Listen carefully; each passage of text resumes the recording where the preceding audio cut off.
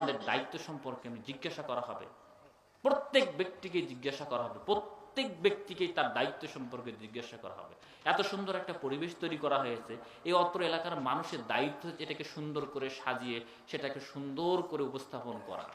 আর যারা এটা আমরা করতেছি না, বরং এটার বিরোধিতা করতেছি অথবা পাশে থেকে টিপ্পনি কাটতেছি, আপনি কাটতেই পারেন, তাতে কোনো সমস্যা নাই।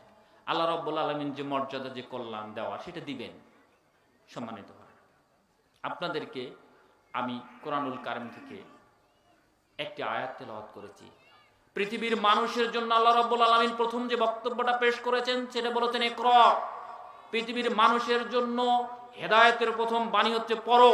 আজকে এই পড়ার মঞ্চ এখানে তৈরি করা হয়েছে, অথচ আমরা যদি পাশে একটা শিষ্টাচার বহির্ভূত কোনো যদি প্রোগ্রাম হতো, কোনো রাজনৈতিক মঞ্চের প্রোগ্রাম হতো, অথবা কোনো নৃত্য কর্মসূচি হতো, অথবা কোনো যাত্রার প্যান্ডেল হতো, অথবা আমাদের পাশে যদি কোনো কনসার্ট হতো, ডিজে গান হতো, এত এত সংখ্যক লোক মনে হয় সেখানে যেত না, নাকি?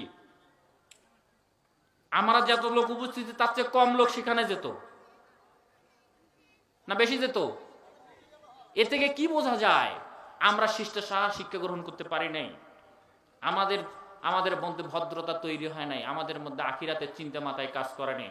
অথচ আপনাকে আমাকে সৃষ্টি করা হয়েছে, আল্লাহ রাব্বুল আলামিন বলেছেন যে ওমা খালাকতুল জিন্নি ওয়াল ইনসা ইল্লা লিয়াবুদুন, আমি মানুষ এবং জিনকে সৃষ্টি করেছি একমাত্র ইবাদতের জন্য, এবং আমার প্রত্যেকটা বিষয় সম্পর্কে আমাকে তদারকি করা হচ্ছে। কিরামান কাতিবিন ইয়ালামুনা মা লা তাফালুন, আমাদের দুই কাঁধে দুই শ্রেণীর বিশিষ্ট লেখকগণ আমাদের প্রত্যেকটা মুহূর্তকে রেকর্ড করে রাখতেছে আমি কি করতেছি।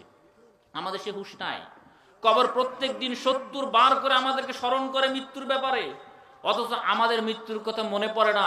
দুনিয়ার ব্যস্ততায় আমরা এত বেশি শয়তানের পড়েছি, এত বেশি শয়তানের সাথে আমরা জড়িয়ে গেছি, নিজেদের অস্তিত্বকে ভুলে যাওয়া শুরু করেছি। সম্মানিত ভাইরা, আজকে আমাদেরকে এই চিন্তা একটু মাথায় নিয়ে আসতে হবে। আজকে যদি আমি এলম অর্জন করতে না পারি, ভদ্র শিষ্টাচার শিক্ষা গ্রহণ করতে না পারি, আমরা যে সমাজ ব্যবস্থায় বসবাস করতেছি সে ব্যবস্থায় কি পরিমাণ পরিস্থিতি আজকে হয়েছে। আজকালকার শিশু